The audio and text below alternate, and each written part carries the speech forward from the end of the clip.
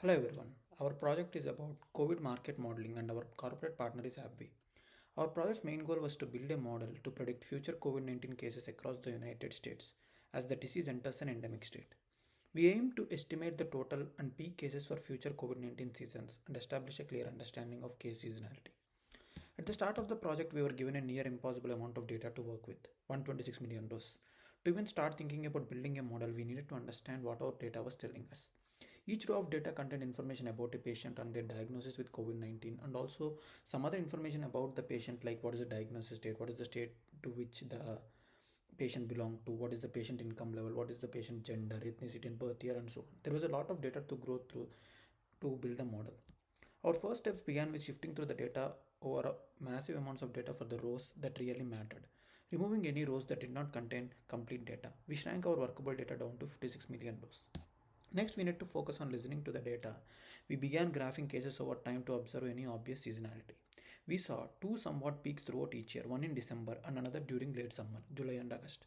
We speculated that these both come because of increased level for holidays and vacationing and travel to school, bringing the disease with them. Next, we performed some exploratory data analysis to understand the underlying features of data. We observed that there are multiple diagnoses for the same patient in the data. This means same person is getting infected by disease repeatedly.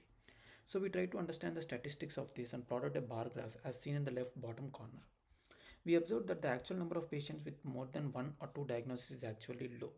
This shows that the immunity developed from the first occurrence is helping the patients. Another analysis we performed was fold analysis for different features in the data.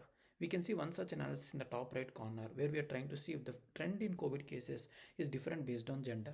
And we can see that the trend is same for both men and women. We chose the ARIMA model for our time series data, ensuring it met the requirements of stationarity and seasonality. We can see the performance of best ARIMA model in the right bottom corner. We have used data from Jan 2020 to December 2022 for training, and we predicted on Jan 2023 to March 2023 data range. While the model captures the overall trend and accurately predicts for the first month, its precision declines in the following months, which is expected for time series models. The model we produce is a piece of puzzle and we have been trying to solve. There is always more work to be done.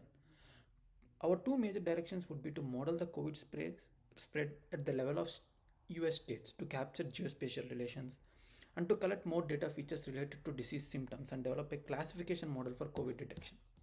Overall, our team has succeeded in deriving interesting insights from the data as well as creating a working time series model with good accuracy.